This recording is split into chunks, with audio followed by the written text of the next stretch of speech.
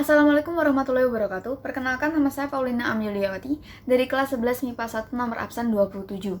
Di sini saya akan menjelaskan mengenai strategi mengatasi berbagai ancaman dalam mewujudkan integrasi nasional.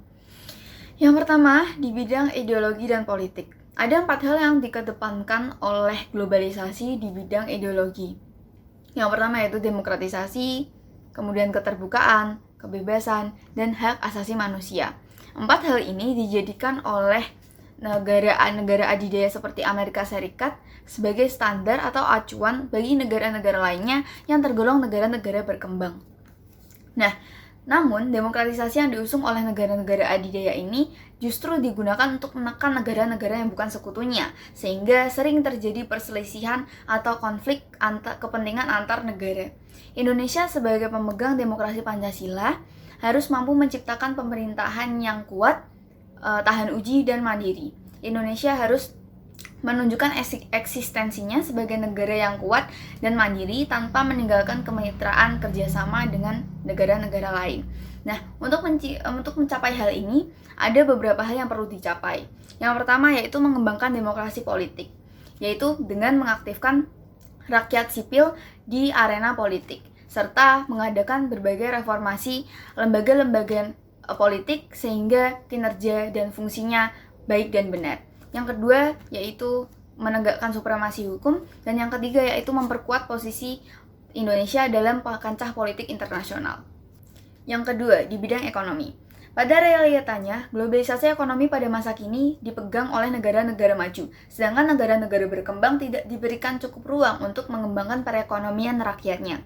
Adanya lembaga-lembaga multilateral ekonomi internasional seperti WTO, World Bank, IMF tidak sepenuhnya memihak kepentingan negara-negara berkembang, karena selama ini lembaga-lembaga tersebut diawasi oleh negara-negara maju, sehingga kebijakan-kebijakan yang mereka ciptakan lebih memihak ke negara-negara maju.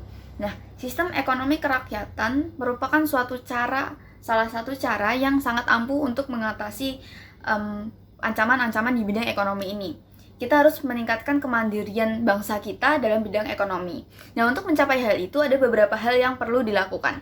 Yang pertama yaitu memperkuat produksi domestik bagi pasar dalam negeri sehingga dapat memperkuat perekonomian rakyat. Misalnya, dukungan pemerintah terhadap UMKM dan pasar-pasar lainnya yang berpotensi dalam pasar ekspor. Yang kedua yaitu industri disarankan untuk memakai bahan baku domestik sehingga tidak bergantung dalam impor. Yang ketiga yaitu perekonomian harus berorientasi pada kesejahteraan rakyat, yang artinya segala sesuatu yang menguasai hajat hidup orang banyak harus dapat terjangkau oleh daya beli masyarakat. Misalnya pemerintah yang memberikan subsidi bagi beras dan bahan bakar untuk masyarakat yang termasuk kurang mampu. Yang terakhir yaitu tidak bergantung pada badan-badan multilateral seperti WTO, World Bank, IMF, dan lain-lain. Yang ketiga yaitu di bidang sosial dan budaya. Nah, kehidupan sosial budaya di negara-negara berkembang juga perlu diperhatikan perubahan-perubahan dan gejala-gejalanya. Perubahan-perubahan ini dapat disebabkan oleh beberapa faktor. Yang pertama yaitu faktor perkembangan teknologi, dan yang kedua adalah faktor budaya. Nah, ada beberapa hal dari faktor-faktor ini yang tidak menguntungkan negara Indonesia. Misalnya, penyalahgunaan teknologi, budaya individualisme, budaya konsumtif, westernisasi yang berlebihan, dan lain-lain. Nah, Indonesia harus mewaspadai adanya kesengajaan dari pihak lain untuk memecah belah persatuan dan kesatuan di Indonesia. Nah, untuk mewaspadai hal ini dan untuk mengatasi hal ini, ada beberapa hal yang perlu dilakukan. Yang pertama yaitu menumbuhkan kesadaran akan perlunya keserasian dan keseimbangan supaya dapat melahirkan toleransi yang tinggi agar dapat menjunjung persatuan dan kesatuan di Indonesia. Yang kedua yaitu pendidikan karakter terutama bagi anak dan remaja. Anak dan remaja sebagai penerus bangsa Indonesia harus mampu membedakan mana budaya yang cocok diterapkan di Indonesia dan mana budaya yang tidak cocok untuk diterapkan di Indonesia. Juga mereka harus tahu bagaimana cara memanfaatkan teknologi yang telah berkembang pada masa ini demi kebaikan mereka di masa depan sebagai generasi penerus yang berkualitas.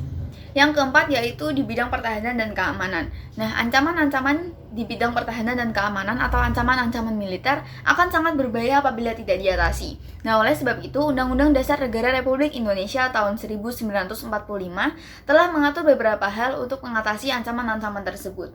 Undang-Undang Dasar Negara Republik Indonesia tahun 1945 pasal 30 ayat 1-5 telah mengatur beberapa hal, yaitu sebagai berikut.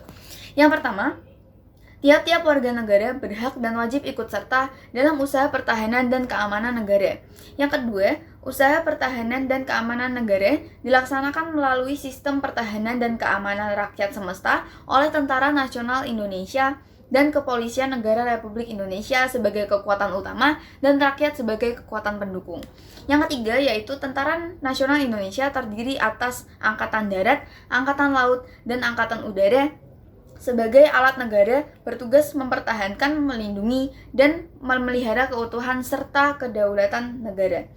Yang keempat, yaitu Kepolisian Negara Republik Indonesia sebagai alat yang menjaga keamanan dan ketertiban masyarakat, bertugas melindungi, mengayomi, melayani masyarakat, serta menegakkan hukum.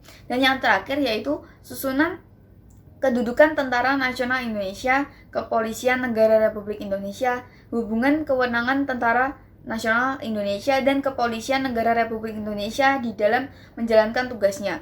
Syarat-syarat keikutsertaan warga negara dalam usaha pertahanan dan keamanan negara, serta hal-hal yang terkait dengan pertahanan dan keamanan diatur dengan undang-undang. Nah, itu tadi beberapa strategi-strategi untuk mengatasi berbagai ancaman-ancaman dalam melaksanakan integrasi nasional. Sekian, terima kasih.